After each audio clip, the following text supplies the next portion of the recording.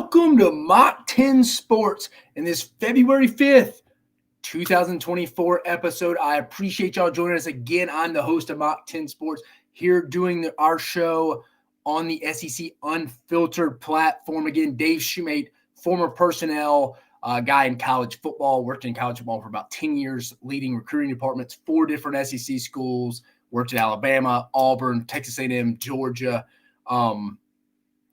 Here to give it to y'all. Again, we cover all SEC basketball and baseball stuff you're getting again from SEC Unfiltered on a day-to-day basis from Chris and the boys. But again, appreciate Chris. Let me have his platform on Monday and Thursday nights. I hope you enjoy this episode. Like, subscribe on our channel over at Mach 10 Sports. Also, if you're not subscribed to SEC Unfiltered, what are you doing? But again, guys, let's get started. We got a good one. I know this can be a sad time for some people. It's officially a dead period in college football recruiting. A lot of people are getting a little upset. I've heard a lot of people be, man, I don't know what I'm going to do after the Super Bowl's over. I don't know what I'm going to do after the Super Bowl's over. Well, the good thing is we got college hoops. We got the back half of SEC basketball here. We're about to hammer home. I'll get into that in just a minute. We also got SEC baseball starting here in just under 2 weeks? Yeah. I mean, not this Friday, but next Friday is when we kick off then. Like I mentioned, it's SEC, or it's officially a dead period in college football recruiting. So a lot of the teams, a lot of people aren't really taking people in the second February sign-in period. But so a little of them were just kind of back when it went dead in February. When I first started, February was not dead. So you'd be working on your next junior day or your big – teams used to host a lot of big recruiting weekends this upcoming weekend and beyond in February, but coaches needed a time off. So now you're just kind of adjusting to getting your roster right, figuring out how you're going to go about from installation from spring ball standpoint. But one of the better months of the year if you work in college football. But we do have a fantastic show for you tonight. Another great guest, Jake Crain from Crain Company, will be joining us. He was down in Mobile for the Senior Bowl this past week. He's going to join us, talk a little bit about that.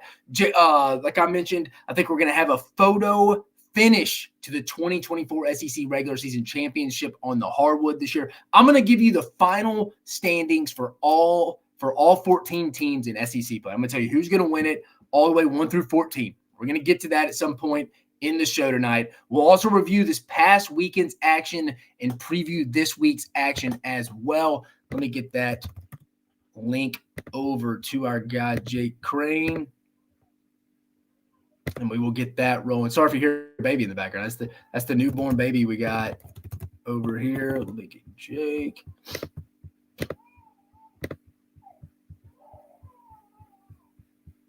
There we go. Again, we got a jam-packed one and good. I'm excited to hear what Jake had to say about his time down in Mobile. Shoot him the link. Sure, sad guest. And we will get rocking and rolling, guys. Perfect. We are rocking and rolling. Chat rooms firing. Here we go, guys. All right, lock it in, guys. Let's go around the SEC first. As you probably, if you missed it, SEC Big Ten have came together with the alliance. As Ross Dellinger reported, he's been on our show multiple times. Great guy. We actually went to the same high school, randomly enough. But big flex by Greg Sankey, the SEC commissioner, and Tony Petitti, the Big Ten commissioner. As we always say, when enough people get mad, things start to happen. It's bad enough now, and it's happening to most universities across the country. I mean, the NCAA just doesn't have any teeth right now, and I think when you start barking up the wrong tree, not saying Tennessee was in the complete right, not saying that. They committed some violations, but I think some people are like, so you're going to step in now and penalize us from this standpoint, from a booster. You know what's going on in NCAA is what I'm trying to say is you know it's pay for play. Let's don't pretend like, oh, well, Tennessee's out there doing pay for play. So is Florida State. So is Florida. Like, what are they possibly doing? Like, they didn't know this was going to happen when they didn't set these guidelines up in the first place. Now, again, I don't think this is going to be the official end of the NCAA. I think there's a potential place for them outside of football for sure. I'm even, after doing some research this past weekend, I'm not even against football and basketball going to do their own thing. And maybe down the line baseball, but most baseball programs don't bring in the revenue. But you're telling me the network wouldn't go pay for the NCAA or the college basketball end of the year tournament, whatever you want to call it, if they were to separate from the NCAA, because that's how the NCAA gets a lot of their money. That's how they get their big check, is the tournament in March. Again, I don't think we'll honestly see a whole complete demise of the NCAA. I don't really think we need to, but I do think this is the first step in the right direction. The SEC, Big Ten, kind of starting their Power 2 conference, similar to the AFC, NFC. I think that's where we kind of were. I mean, unless you watched a little bit of the Pro Bowl last night, had me think NFC. I think that's kind of where we're at in the SEC right now. I really do. I think that's where we're at from a standpoint in college football. A little bit of a Cold War type situation now where Greg Sankey, Tony Batiti are trying to act like they're putting some plans together to bring up to the NCAA, I would say. But we all know how this is going to go. They're going to bring up solutions. I'm talking about the SEC, Big Ten. Probably some good, probably some bad that if we put it out in public, like I said, we'd probably be a little split on, maybe 7-25. But the NCAA isn't going to agree because you know what? They were left out of that conversation. It's going to be a little bit, I'm that kid who's going to go take my ball and go home, is a little bit of how it's going to be, I think. I don't ever think we're going to get on the same page. I think at some point, the SEC is going to separate. I think you probably see some Florida States, Clemson's, North Carolina's throwing those out there, maybe Virginia Tech, maybe a school or two from the new Big 12 coming in. Again, like we've talked about a lot on the show, a lot of people have talked about, Jake Crane's talked about on his show. I think we're going to have the haves and have-nots. And it just kind of is what it is. I think it's going to be fine. There's going to be some pros to it, but it's going to take some time to get used to, just like with all good things. There's going to be an adjustment period. And honestly, I don't think you'll completely see the end of the organization. It can't just be straight anarchy. There's got to be some rules and regulations. I just think people are annoyed with how the NCAA steps in on some things that's like, come on, dude. You're trying to enforce a rule that people are working in the gray area, I guess we would say. Before we finish around the SEC as well, just sharing the screen here, show you the Dartmouth stuff going on. Oh.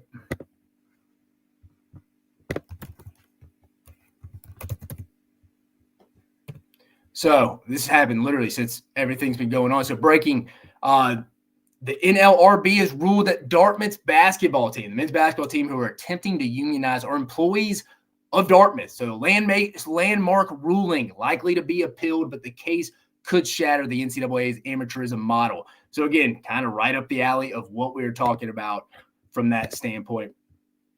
But just going on before we get Jake on in about 5-6 minutes. Around the SEC, continuing. Ole Miss pitcher Xavier Rivas out for the year with a torn UCL. I feel like we see this. Sorry, let me repeat that. With a torn UCL here in your elbow. If I remember, Rivas is left-handed. So in his left elbow, he's going to have surgery. He's out for the year. Happened in a scrimmage on Friday. Was competing for that Friday, Saturday night slot. It's disappointing. Arkansas's had a couple guys go down. I feel like you see that every year in the SEC. It's so much wear and tear on these guys' arms now.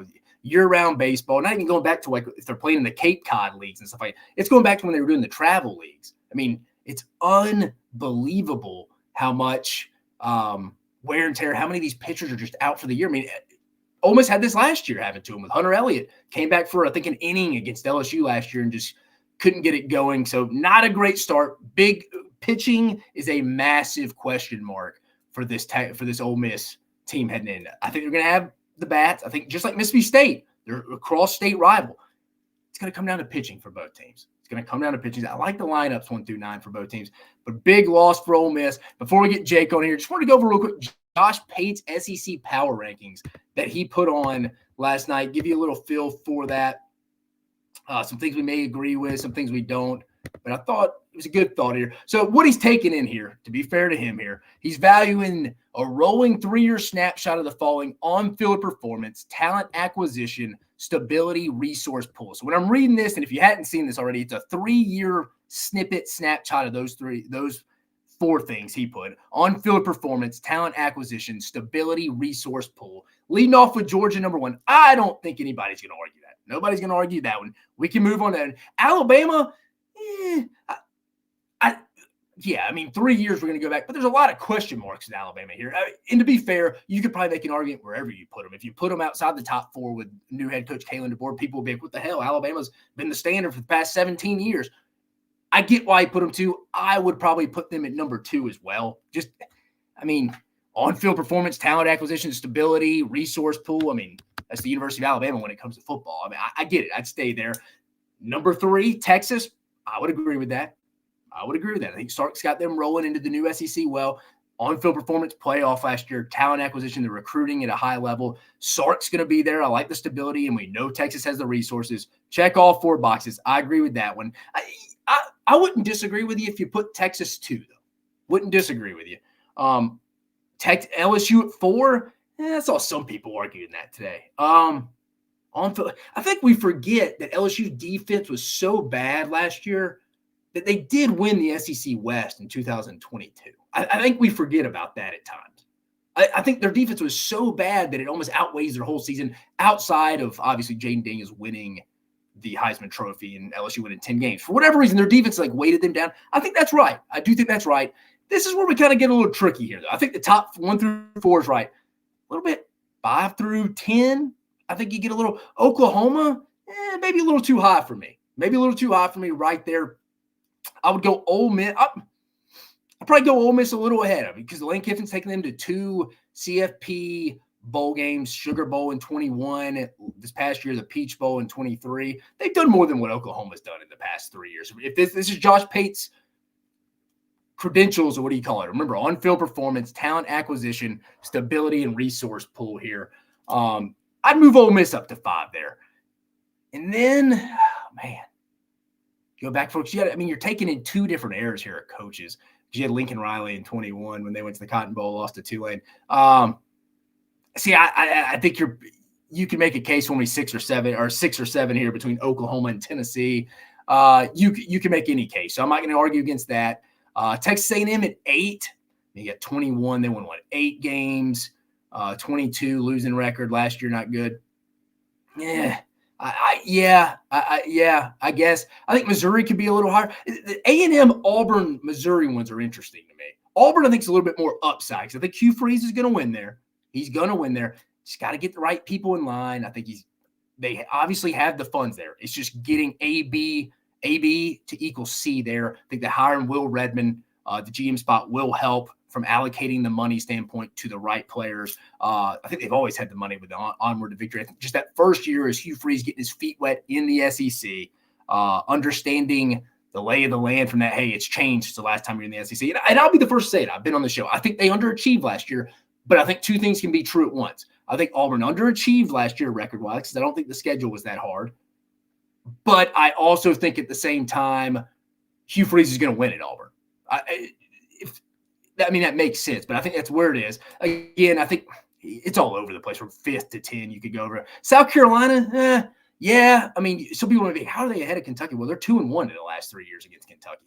So I'd go that. Kentucky a little bit underwhelming there, 12. Florida's the shocker at 13, but I don't think he's wrong. On-field performance hadn't been there, 3 straight losing seasons. Talent acquisition's there, but it's trial by fire, baptism by fire. They're throwing a bunch of young cats out there every year. I feel like back especially in the secondary, just all over the place. Stability, not been there at all. Resource pool, not as great as some people believe. Arkansas, stability's been there, but after the first year, it's just kind of been going down here. I would agree with Pate there. Jeff Lebby, too early to tell. And then the boys at Vanderbilt, it's just a tough job. So we're not going to bash them, but leaving them at 16. But just wanted to bring that up before we're about to bring Jake Crain on. SEC power rankings according to Josh Pate here. Remember his credentials. You can go look at it on his social media. This is him valuing the SEC, rolling the 3-year snapshot of the following: on-field performance, talent acquisition, stability, resource pool. So just thought it was an interesting topic for us to cover on here. But let's get our guy, Jake. What's up, brother? Dave, what's up, man? How's it going? Jake, I appreciate you getting on, man. I know you're a busy guy. You went back to the old stomping grounds last week, huh? Yeah, it was great, man. Back in Mobile, got to go to Bluegill, get some of that tuna dip, some of those oysters, the real thing. But no, man, it was a great week. What Jim Nagy and them have done with that game, number one, keeping it in Mobile was obviously a huge deal. But now being able to have juniors go there, it really added a lot more layers to the depth chart. I thought the competition was as good as I've seen it. You sold out the game, first time, I believe, since 2010. So, it's just it's a first class, festival of football, as I like to call it. So it was a great time, man. I always enjoy it.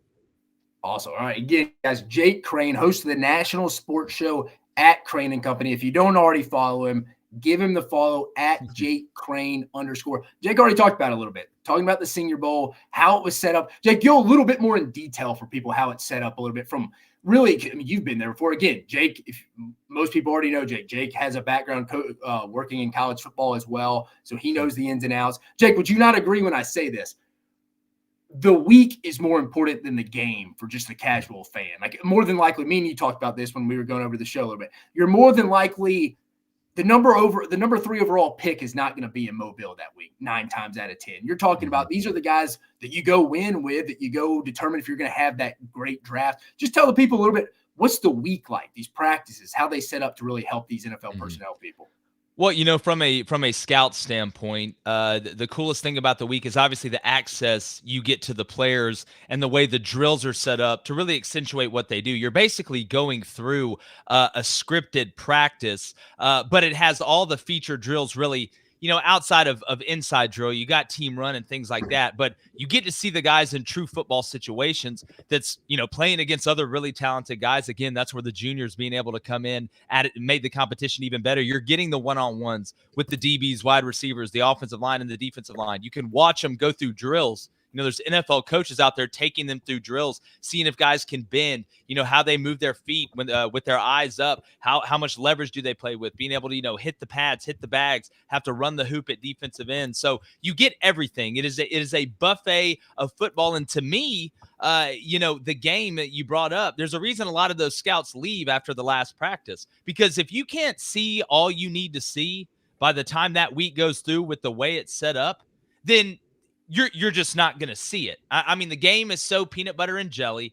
It's funny. A lot of guys, in the game, you're trying not to get hurt, but guys, you got to play full speed. Typically when you get hurt is when you don't. But my father actually tore his ACL in the Senior Bowl. And it cost him, about 2 or 3 rounds. It's funny. I think he got drafted in the 5th round, and the linebacker taken before him was Bill Romanowski.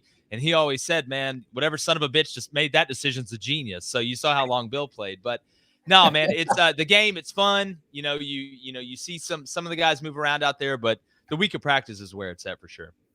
So who were some SEC guys you liked that bounce around on both sides of the ball? Who struck some guys, and we'll get into in a minute, who you didn't like either. Who kind of stood out from it to you? Well, look, Darius Robinson, I mean, if there are any questions about this guy's ability to bend, you look at it, I mean, he looks like Optimus Prime. He's the biggest 6'5" guy I've ever seen. I don't believe he's 6'5". I really don't. But watching him with the pads on, how wide he is, a lot of guys that can play inside and out like that are bigger and taller, and he's not wiry by any stretch of the imagination. They struggle with leverage, right? The first thing they want to do is stand up. This guy showed the ability to come off the ball, play with leverage, be able to play underneath his pads, but he's got a speed rush and his versatility. It's the same thing with Marcus Harris, who came out of Auburn this week, but Marcus is short. He's not nearly size-wise at the same level that Darius is, but he showed all the things that guys that are 6'2" and 6'3" can do. So the tape, you turn the tape on. The guy plays with his hands.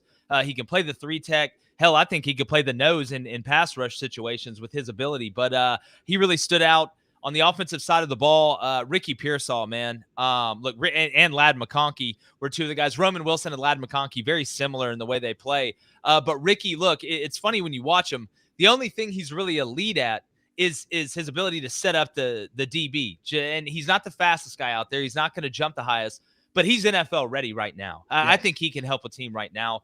Quarterback wise, I know we're going to get into that a little bit later, but I thought Fisk out of Florida State looked really good. I mean, he had to transfer teams the day of the game, but he's a guy that's going to be able to go in and help somebody on the inside there on the defensive line. And then look, Jackson Powers Johnson from Oregon. I don't know if he had a bad rep the whole week.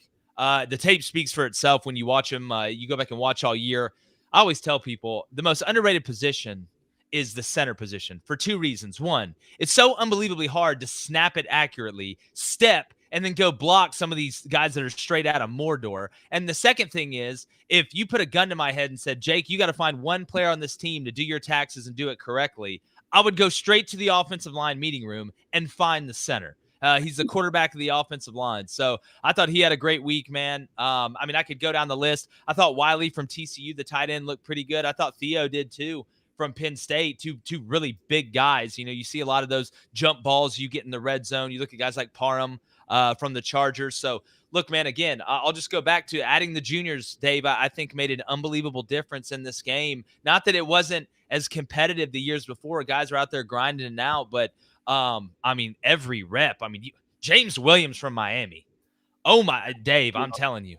You talk about guys that aren't linemen that need to get off the bus first. I haven't seen a guy at that length. And it's not like he's thin, right? He's not like he's a thin safety that's tall and rangy. He's like Kyle Hamilton, man. I'm telling you, go watch his tape. I think people kind of slept on Miami's secondary a little bit this past year. Go watch his tape. He's going to be a heavy safety, a strong. He's going to play down, but his ability to flip his hips in coverage. Because again, and not to be too long-winded here, Dave, but I want to make sure I get all this out because I watched a lot of football this week, right? And we talk about it all the time, but we only go an hour and a half.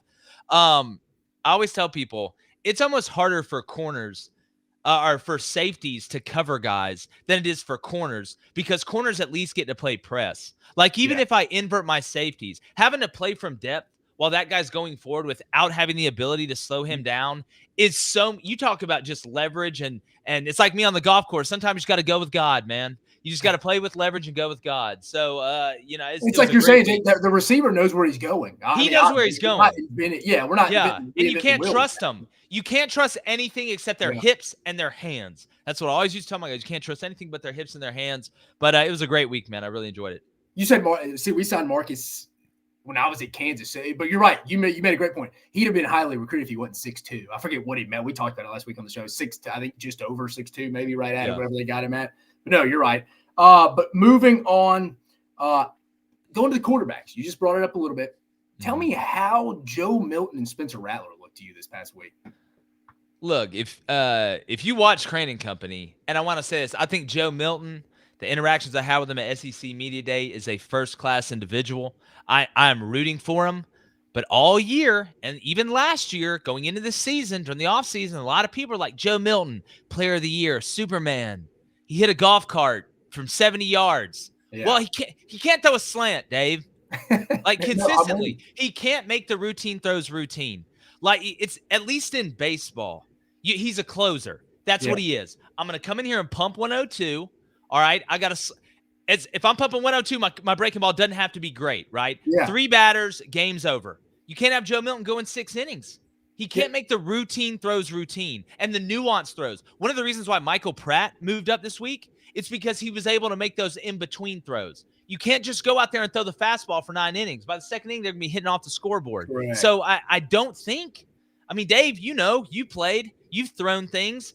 If you haven't figured that out by now, if you're not able to adjust the tempo of the ball accurately due to the route and the situation and the circumstance you're in, you're not going to have success in this game. That's why guys on the long drive competitions don't play in the PGA.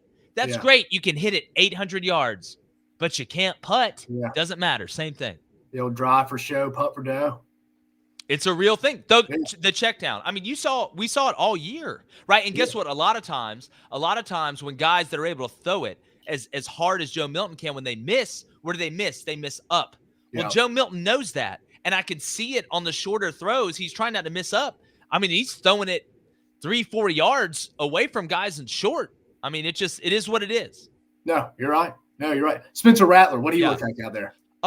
Look, I probably another cool part about the Senior Bowl is being able to see how big the guys are in person. Yeah. Spencer's not a big guy, right? Cody Schrader was even smaller than I thought, but you play running back, you can get away with it. Here's what I like about Spencer. Spencer's always had the ability. He's always been a very good passer of the ball, even when he was coming out of high school. And I didn't love Spencer Rattler coming out of high school because of his attitude. I didn't like him when he was at Oklahoma because of his attitude. And I don't know if there's been a player that has matured more than Spencer Rattler has in this transition, and I think it's helped him out tremendously. One of the biggest things I could say about him was, he threw the ball good in practice. I don't give quarterbacks a lot of – I'm not going to downgrade a ton of quarterbacks when they're out there throwing with receivers they have no chemistry with. That's an anomaly. That's a circumstance that's not going to happen. So I give them a little bit, I look at them fundamentally. How's the ball come out of their hand? Are they able to, anticipate very well? Obviously, how do they throw the deep ball? But with Spencer, he's always been a good thrower of the ball. But when he was at Oklahoma and it was going bad, you would see him hang his head, right? You would see kind of that Spencer Rattler. Well, if it's not going good for me, it's not going to be going good for anybody. He totally flipped the script at South Carolina. and he was a leader of that team with an offensive line that couldn't block somebody on social media. They couldn't pass protect for him. I said last year, outside of Jaden Daniels, Spencer Rattler may be the most important player to his team. I mean, he kept him in. It's not like they were dominant on defense either. So I'm happy for Spencer. I think he was the one quarterback that moved up pretty highly outside of Michael Pratt, who I thought had a really good week. He's a lot bigger than I thought, a lot thicker than I thought. But no, it was a really good week for Spencer. Got MVP of the game as well, and it just shows you how the maturation process, how big that is when these scouts look at it, and how it can pay off at the end. When you do it the right way. No, I 100% agree with you. South Carolina wasn't any good last year. Like you said, without Spencer Rattler, could you imagine that? How bad it would have been without him. It would have been a disaster. Listen, I like Lenore Sellers. Yeah, I like the next guy up, but Spencer could have said, you know what?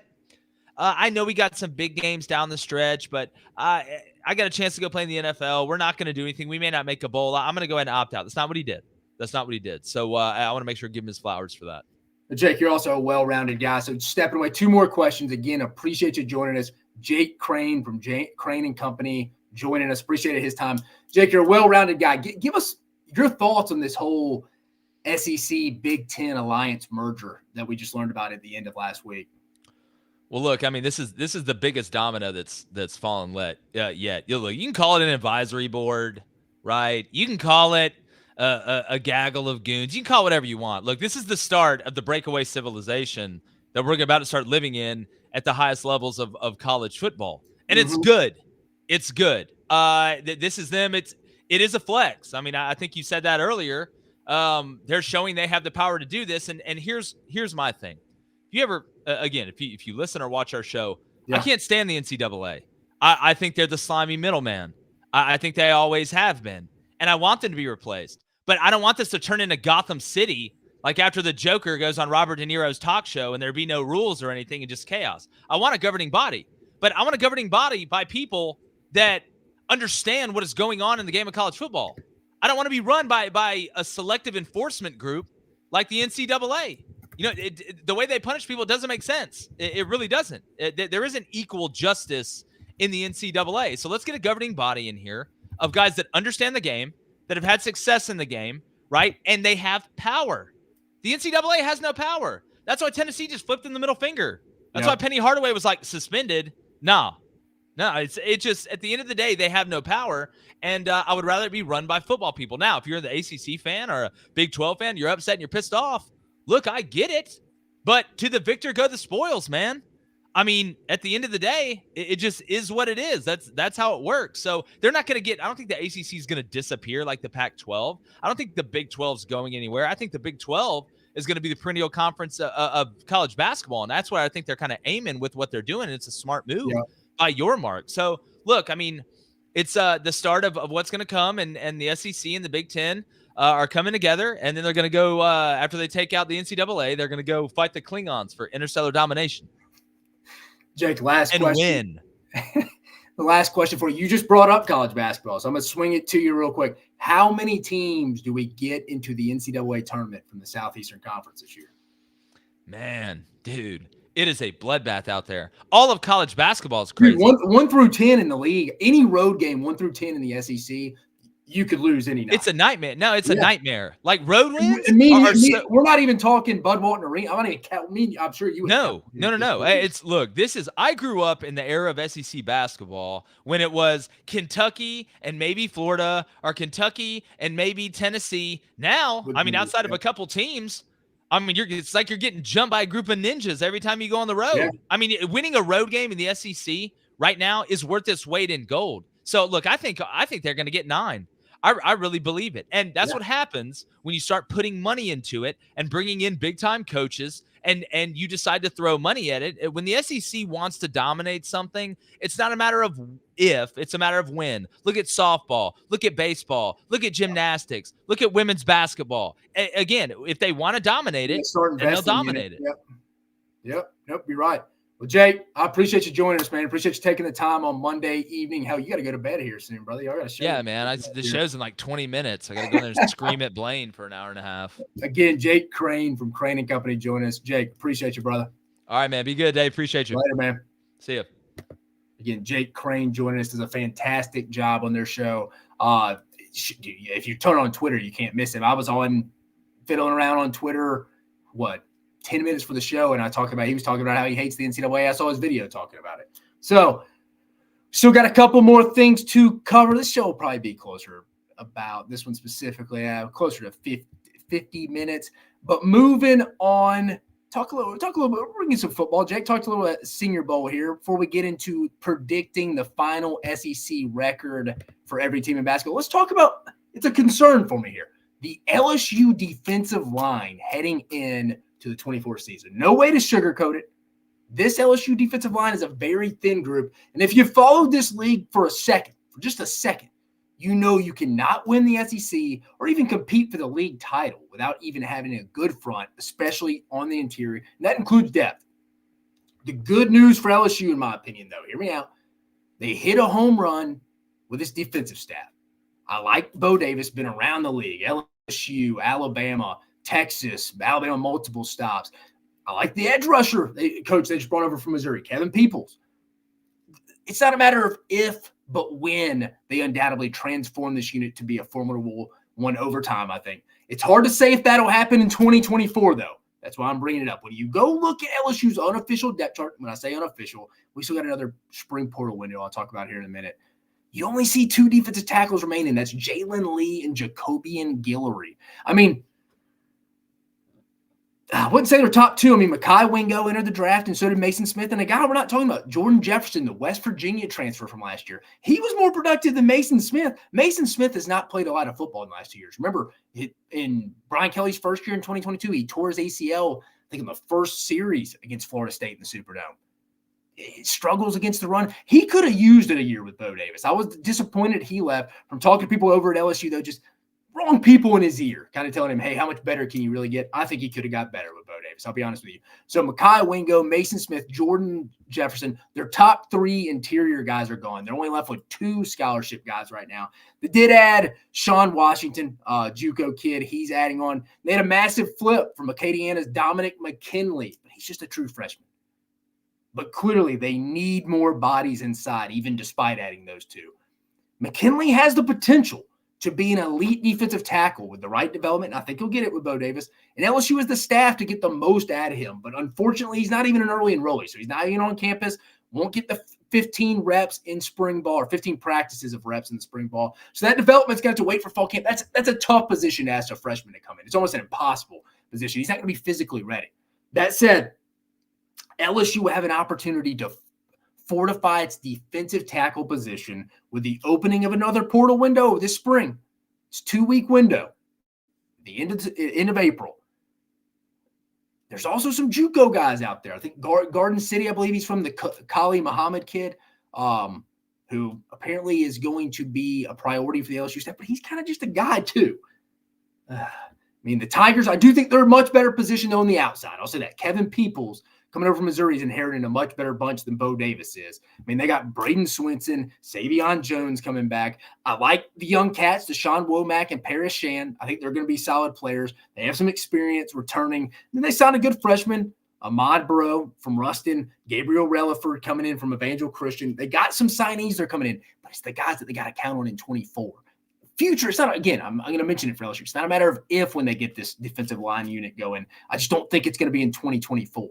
This group as a whole, very underwhelming in 2023 last year. And they lose their 3 best guys in Mekhi Wingo, Mason Smith, and Jordan Jefferson. Like I said, the coaching is going to be undoubtedly improved, but I don't think you can put together an SEC championship level defensive line through a spring portal window. That's what they're going to have to do. If they were a freak show like a Walter Nolan, those guys, wide receivers are a dime a dozen for the most part in the portal. Interior disruptive defensive tackles that can go win you an SEC championship are not just sitting out there. They just don't, because they're retained. They get paid at their current school.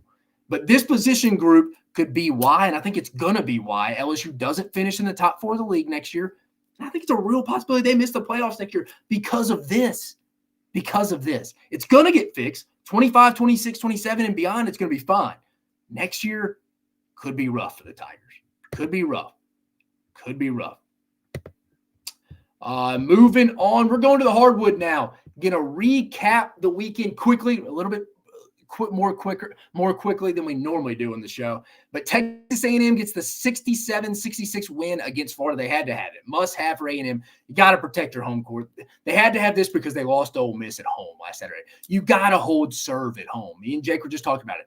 It's like he said, it's getting jumped by a bunch of ninjas, 1 through 10, when you go on the road in this league. Outside of Missouri, Vandy, Arkansas, yeah, that's really probably it. Any team could lose on any given night.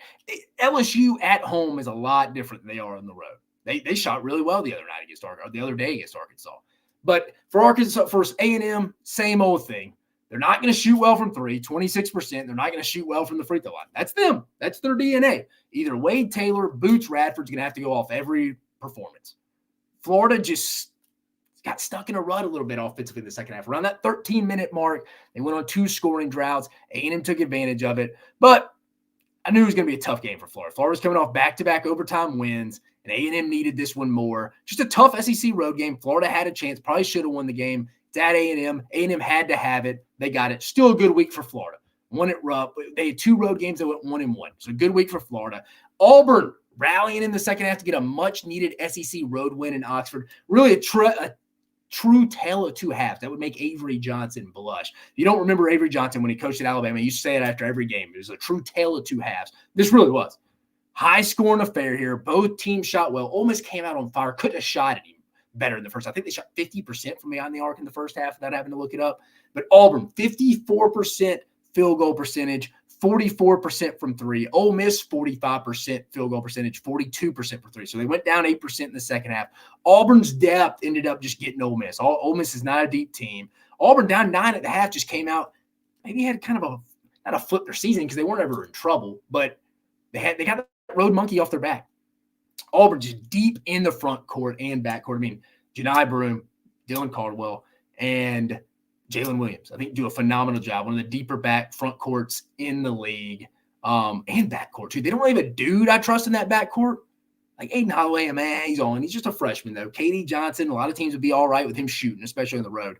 But again, not a good matchup for Ole Miss. They just don't have the depth this year. And they were without Jamarian Sharp, which hurt them in the front court as well. Now, I don't understand why Bruce doesn't get Janai Broome the ball more. I don't understand that. Alabama dominating Mississippi State 99-67. Alabama's most complete game of the season. They didn't even shoot well from 3. 15 for 48, 31%. If it weren't for a miss Sam Walters dunk, they get their 700th game this season. They did. Their 100-point game this season. Grant Nelson has grown into this role. Rotations are getting comfortable. I like Alabama, the way they're feeling it. They got Grant Nelson at 5. His length's causing people trouble. He only had 2 points the other night, but it seems like he's a lot more comfortable in that role. The rotation's getting down. Muhammad Wagi looking a little bit better. But for State, again, similar to A&M, it kind of is what it is. You come to expect them to not shoot well from 3 and at the free throw line. Both Josh Hubbard and DJ Jeffries both got nicked up. DJ Jeffries, I think, is going to be out for a couple of weeks, Chris Jan said today, because something with his knee. He tried to come back, but he couldn't give it a go. But when Alabama's shooting well, it's not a good matchup for Mississippi State. It's not a matter of if Alabama will win, but by how much. But when Alabama's not shooting well and State can muck it up, they give Alabama trouble because of their physicality. But Alabama's probably the most complete game of the season there. Tennessee getting a big win on the road at Rupp Arena on Saturday night. Both teams did not want to go 0-2 this week. Somebody was going 0-2, but not Tennessee. Kentucky is now winless without DJ Wagner this season. A classic example of an older veteran team like Tennessee taking advantage of a younger, inexperienced Kentucky team. Almost looked a little too big for for Kentucky at times, where you have guys like Zakai Ziegler, Santiago Vescovi. I mean, I know Dalton Knecht hadn't played in the league long, but Dalton Knecht, Jonas Adu, Josiah Jordan-James, like those guys have played a lot of SEC basketball. And I mean, a lot of them were getting close to collecting Social Security. They've been in the league, been in college for a very, very long time. So we'll get some comments here. Del Rice, we needed Juju bad that game just to give us at least 10 points. I agree. When Juju is going off, like he did against Mississippi State on Tuesday night last week, they can beat anybody, especially at home.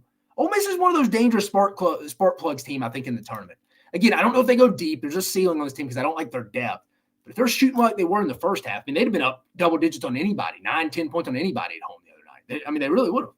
They really would have. So I agree there too as well. South Carolina completing the season sweep of Georgia. South Carolina just one of those teams that just seems to have it. I know it's cliche, but they do. Just another veteran team close to collecting some Social Security stuff. They know how to win these close games, even if they get into early holes.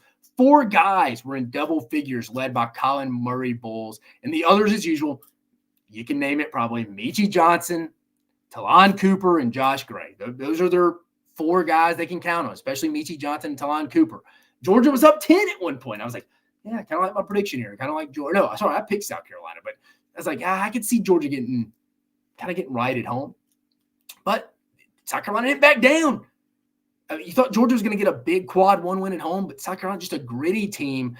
Georgia just cannot close games out right now. They just can't. Outside of Jabir Abdur-Rahim, they got nothing going offensively. But I think the good thing for Georgia is the league has plenty of opportunities ahead. But if you're Mike White, you have to start winning some of these close games. You just do. You got to. You're running out of time a little bit. You're running out of time. I know you got 9 games left, 9 conference games. You're running out of time. These teams are doing the opposite. They're on both ends, opposite ends of the spectrum here. South Carolina's winning the close games, and that's why they're locked into the tournament right now. And Georgia's not. Not a lot separates them, but they're on opposite ends of the spectrum. But South Carolina, sorry, they didn't. I don't know why earlier I said they completed the season sweep. What am I talking about, Dave? So they say split it. South Carolina got the big revenge. That was one of South Carolina's 2 conference losses against Alabama and Georgia at home earlier. We got another comment in here from M. Duncan. Is Beamer utilizing Lenore Sellers in 2024? Luke Doty is listed as an athlete on the roster. Does he shine on the field in 24? If so, what position? Maybe in a little gadget situation there. We'll come back to that, though. We're talking a little basketball right here. LSU dominating Arkansas in a 95-74 win. Matt McMahon decided to start Trey Hannibal over Jalen Cook, who's kind of been the straw that stirs that drink for the Tigers this year. And it was his best offensive performance of conference play. The Tigers were so much more efficient than really any other game they played in the SEC this season, shooting 55% from the field and 52% from 3 fueled that effort. LSU came out on fire, going 11 for 14 to start the game. Really impressed with LSU. Like Alabama, I think this was LSU's best game of the season. Random enough, they play Saturday morning in Baton Rouge. Arkansas just is what it is. Another double-digit loss in conference play. College basketball's most disappointing team this year. We talked about it last episode. We're not going to talk about it to death here, but will Eric Musselman be there next year? I don't know. But improved offensively in the second half from the Hogs, but damage was done. You saw Mekhi Mitchell and Musselman getting into it on the sideline. It's a mess over there. It's a mess. Then finally, Vandy gets the 68-61 win over Missouri. Vandy getting their first SEC win of the season. Both teams shot poor. Missouri shot 26% from 3, and Vandy shot 22% from 3. Yeah, just somebody had to get a win here. Vandy held strong at home, getting the 68-61 win over Missouri. And we'll get in here in just a minute and predict the rest of the conference. But first, let's go through the net rankings as we head into this week. Alabama coming in at 5, Tennessee 6, Auburn 8th, Kentucky 26th, South Carolina 38th, Florida 39th, Mississippi State 44th, Texas A&M 49th, Ole Miss 61st, Georgia 88th, LSU 93rd, Arkansas 131, Missouri 136, and Vanderbilt 226. Weekly schedule, running through it for you right here. Tuesday night's matchups, guys. We got 2 games. The SEC, for whatever reason, is doing the 2 and then 5 or 4 because they're giving those teams off of the week. But Tuesday night matchup, Ole Miss at South Carolina. Gamecocks with a 69% chance to win, according to Kim Palm. It's at Carolina. Ole Miss hadn't been great on the road besides their win in College Station. I mean, they were down 7 with 3.5 minutes left to go. I like South Carolina in this matchup. Again, physical team at home. Again, it's a rock fight in the league on this road. Give me the home team. I agree with Kim Palm here, 69%. Kentucky at Vandy. Kentucky with an 84% chance of winning. I like Vandy in this one as well. I like Vandy. I like Kentucky to get the 84. I like Kentucky to get the win here it's going to be Memorial, but it'll probably be a bunch of Kentucky fans, I'd assume, down there. Don't see a lot more wins for Vandy coming down the stretch here, just like Missouri. But I think Kentucky gets a bounce back, much needed win to get back in that win column after last week. Then Wednesday night's action, LSU at Tennessee. Tennessee with a 91% chance of winning at Thompson-Bowl Arena. Not many people are going to beat Tennessee at home this year. I know South Carolina did it last week. I just don't think LSU is going to be able to do that. I think LSU's best shot to get a win this week is Saturday at home. Early matchup against Alabama. Alabama coming off a big game against Auburn earlier in the week. Give me Tennessee. I'll be interested to see what that line is come Wednesday morning on that one. But I like Tennessee double digits there. So I'm with Kim Palm right now. 3 across the board. And then the big matchup of the week. Feels like they just played, and they did 2 weeks ago in Coleman Coliseum. Alabama at Auburn. Auburn with a 63% chance of winning at Neville Arena. Yeah, this is going to be a real war for Alabama. Auburn has to have this, I think, to stay in the SEC championship race, or regular season championship race.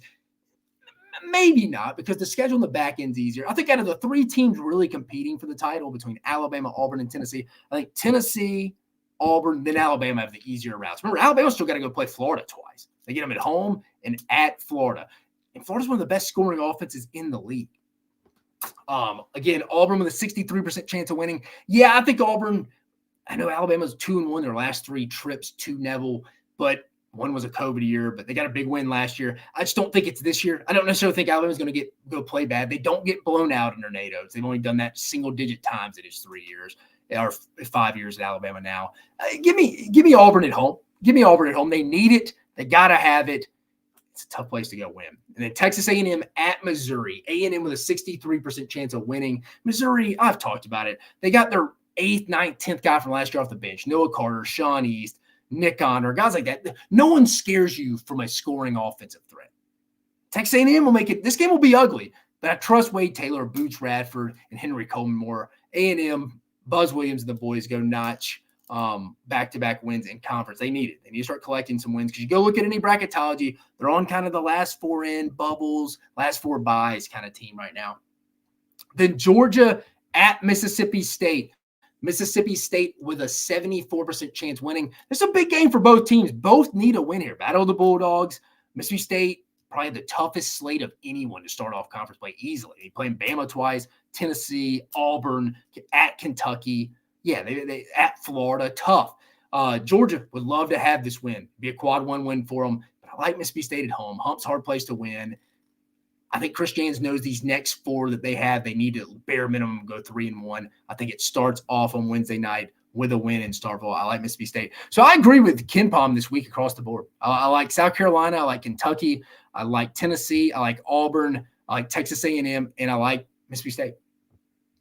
I like Mississippi State. So getting into it, before we get you out of here, we got the SEC predicted records of finish here.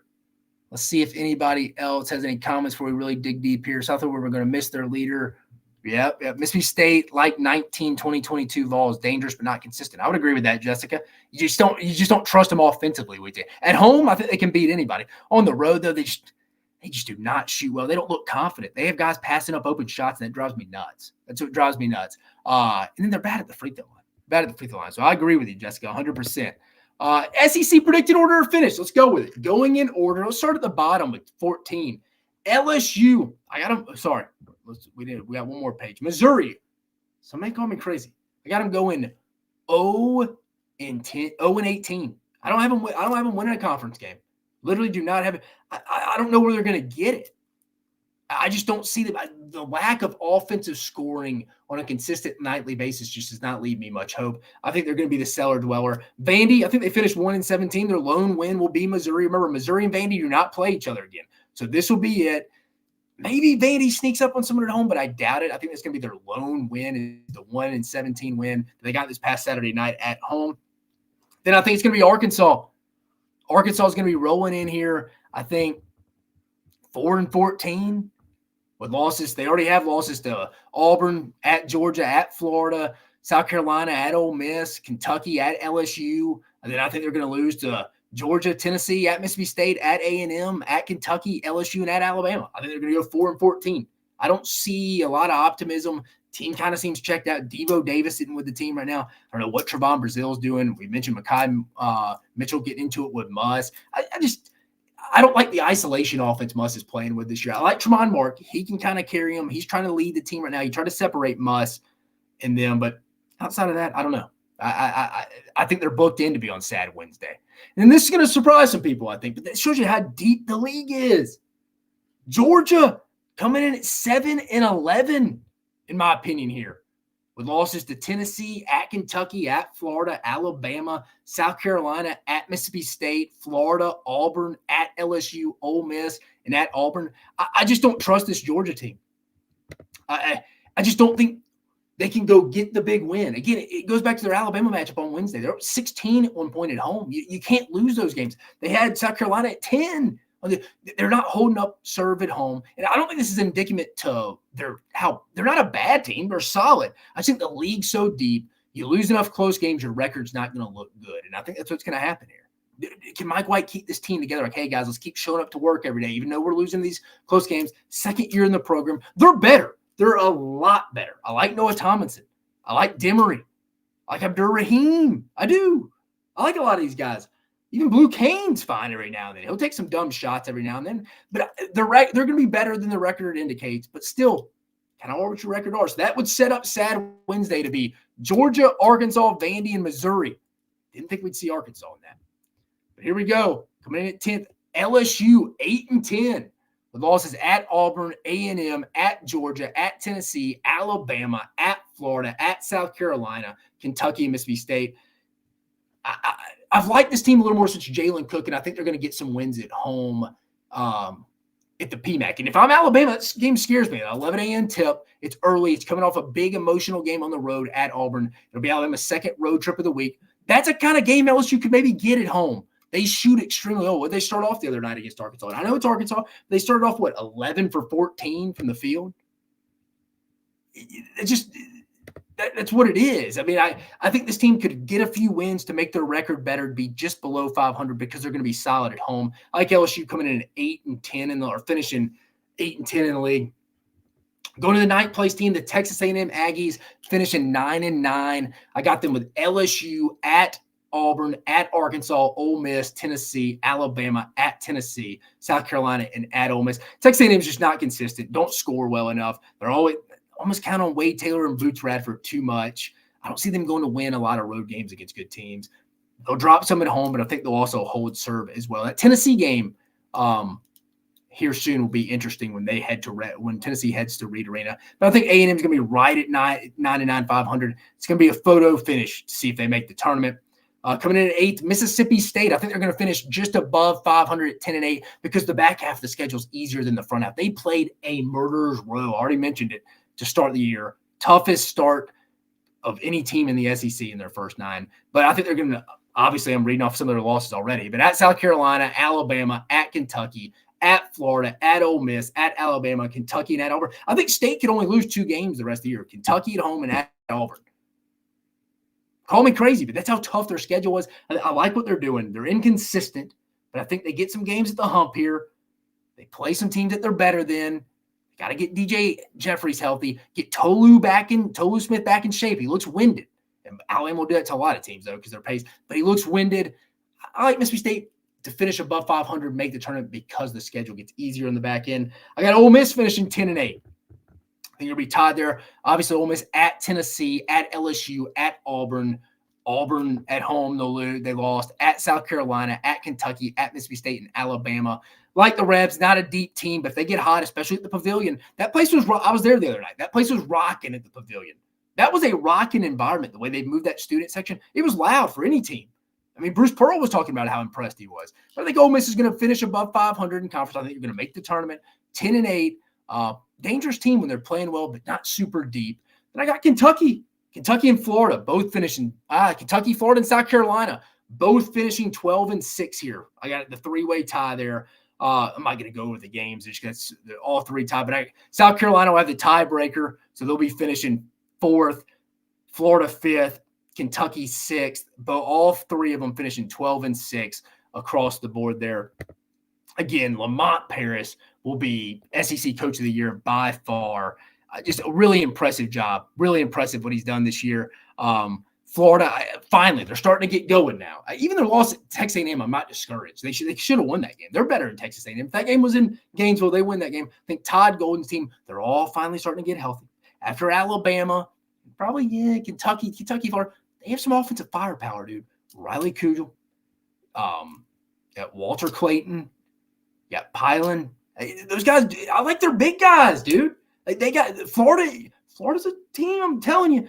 That's why I don't really like Alabama winning the league, because Alabama still has to play Florida twice in Tuscaloosa and Gainesville. It's a tough draw this year. If there was ever a year to get Arkansas twice, you'd have loved to have it. But M. Duncan says 9 games left in the season. Gamecocks play Ole Miss, Vandy, Auburn, LSU, Ole Miss, Texas A&M, Florida, Tennessee, Mississippi State in that order.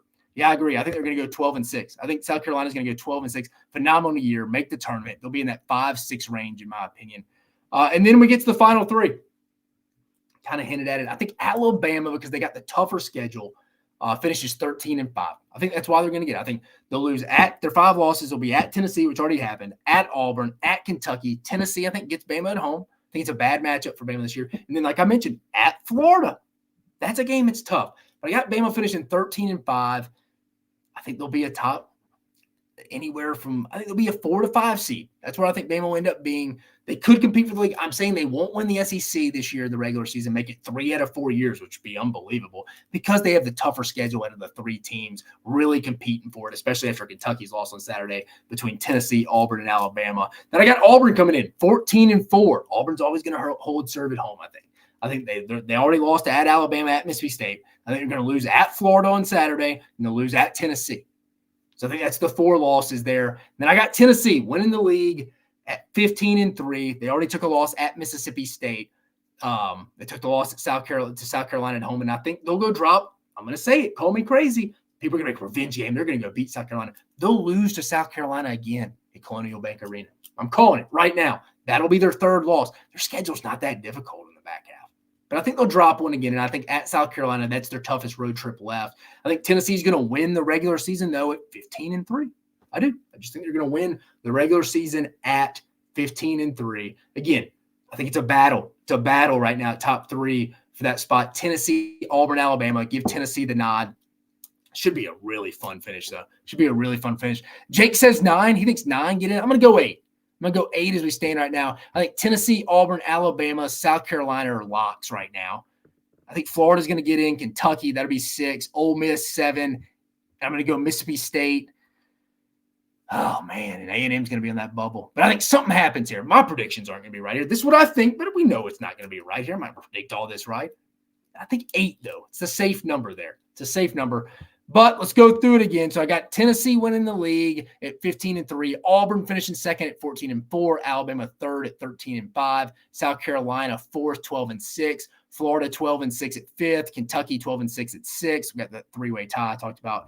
Ole Miss, Mississippi State tied, but Ole Miss with the tiebreaker at 10-8, Mississippi State 10-8, Texas A&M coming in at 9th, 9-9, LSU 10th at 8-10, Georgia.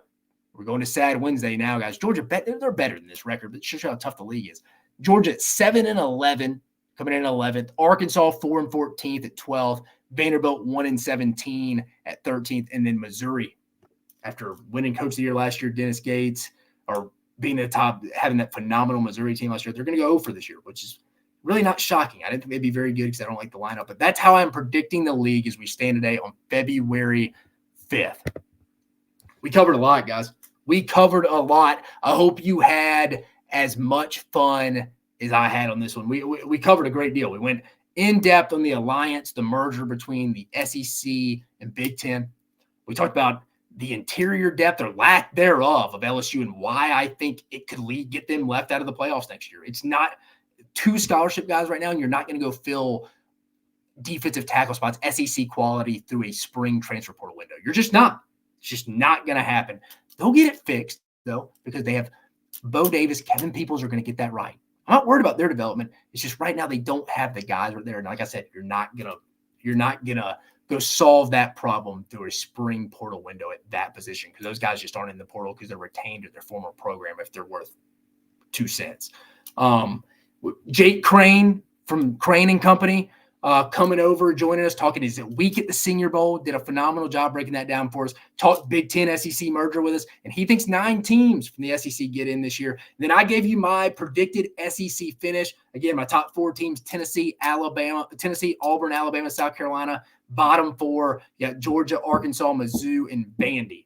Again, guys, we got a hell of a week. We got great midweek matchups, phenomenal Saturday matchups as well. A lot going on here. It's a dead period, second sign-in period on February. I'll be back here on Thursday for our Thursday night show. But again, guys, go like, subscribe, follow us on all the SEC Unfiltered platforms. We're on all podcast avenues, wherever you get it. Keep joining us here on the live stream. I'm Dave Shoemate, Mach 10 Sports. Go give us the follow on YouTube, Facebook, Instagram, Twitter, all podcast platforms as well. But again, I hope you enjoyed this episode. Rate, review, tell me where I can make this show better. But again, appreciate you joining us on this Monday night. You have a fantastic rest of your week.